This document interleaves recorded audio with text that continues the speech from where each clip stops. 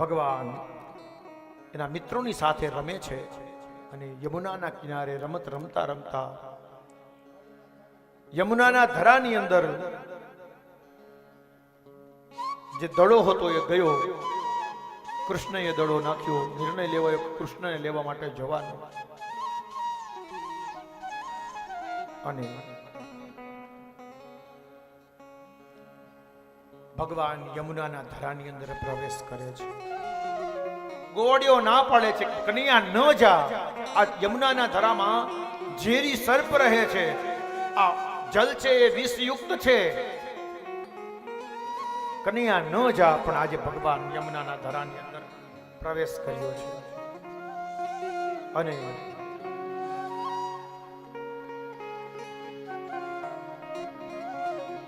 પ્રસિદ્ધ કવિતા છે, જડ કમળ છોડી જાને બાળા, સ્વામી અમારો જાગશે, જાગશે તને મારશે ને અમને બાળ ક્યાં લાગશે.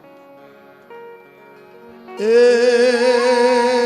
જડ કમળ છોડી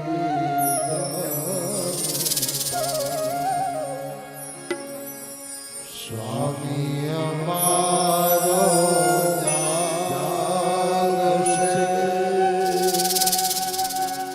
જાગશે તમે મારશે, બાળ હત્યા લાગશે. એ જળ કમળ છાડી ભગવાન યમુનાના ધરામાં પ્રવેશ કર્યો. નાગપત્નીઓ ભગવાન સમજાવવાનો પ્રયત્ન કરે છે, પણ ભગવાન કહે છે કે નાગણીઓ મને મારવા માટે આવ્યો છે અને હું મારીશ. આ યમુનાના ધરાની અંદર જ્યાં સુધી છે ત્યાં સુધી આ સારું નથી. જલની શુદ્ધિ ભગવાન વિચારે છે. પછી તો કાલિય નાગને જગાડવામાં આવ્યો. કાલિય નાગ જાગ્યો, ભગવાનને મારવા માટે દોટ મૂકી. ભગવાનને વીંટાઈ ગયો, ભરડો લીધો. ભગવાને પોતાનું શરીર વધાર્યું. પછી તો ભગવાન એના જે 1000 મસ્તક હતા એ 1000 મસ્તકની ઉપર ભગવાન ચડ્યા અને ભગવાને નૃત્ય કર્યું છે. કૃષ્ણએ તાંડવ કર્યું છે.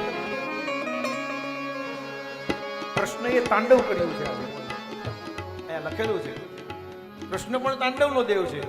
સુરદાસીએ બતાવ્યું છે. તાંડવ ગતિ મુંડન પર. મુંડ એટલે મસ્તક. ભગવાન નાચે છે. સ્ટેજ ઉપર તો બધાય નાચે સાહેબ, સ્ટેજ ઉપર તો બધાય નાચે, પણ નાગના મસ્તક ઉપર નાચવા વાળો આપેલો છે. કૃષ્ણ એક એવા છે કે નાગના મસ્તકની ઉપર નૃત્ય કર્યું છે. પમ પમ પમ પગ પટક, ફમ ફમ ફમ ફણી ન પર, બમ બમ બમ વિનતી કરત નાગ પત્ની હાર. સુરદાસ નું પદ છે. તાંડવ ગતિ મુંડન પર. સુરદાસ બલિહાર. તાંડવ ગતિ મુંડન પર. કાલિયનાગની ઉપર ભગવાને માર્યો નથી કાલિયનાગને, કારણ કાલિયનાગ ભગવાનના શરણે આવ્યો છે. મહારાજ તમારા શરણે છું, મને મારશો નહીં. એક કારણ એ છે. બીજું કારણ, નાગ પત્નીઓની જે અંદર દયા હતી ભગવાન પ્રત્યે, એટલે નાગપત્નીઓની વિનંતીને કારણે પણ ભગવાને ન માન્યું. ત્રીજું કારણ, દાઉજીના વંશની અંદર છે. દાઉજી પણ મહાસર્પ છે અને આ પણ કાલિયનાગ, એ પણ સર્પ છે. જો ભગવાન આને મારે તો દાઉજીને ખોટું લાગે, એટલે નથી માર્યો. એક કારણ એ બતાવ્યું કે કાલિયનાગ એટલે ઇન્દ્રિયાધ્યાસ. આપણી ઇન્દ્રિય, આંખ, કાન, હાથ, પગ, આ બધી ઇન્દ્રિયો છે. ઇન્દ્રિય ભૂલ કરે ને તેને સજા કરવાની હોય, પણ એને દંડ ન દેવાય જાય. જીભ ભૂલ કરે, મીઠું મીઠું જ ખાધા કરે તો એને કડવું ખવડાવો, નકર ડાયાબિટીસની દવા લેવી પડે. મીઠા મીઠા સબ કોઈ પીવે, કડવા ન પીવે કોઈ.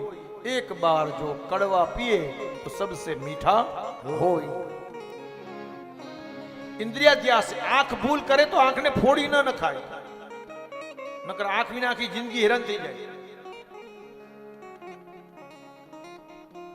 ઇન્દ્રિયાધ્યાસ એટલે કાલિયનાગ એની ઉપર એનું ભગવાને કાલિયનાગની ઉપર કૃપા કરી રમણક દ્વીપની અંદર કાલિયનાગ ગયો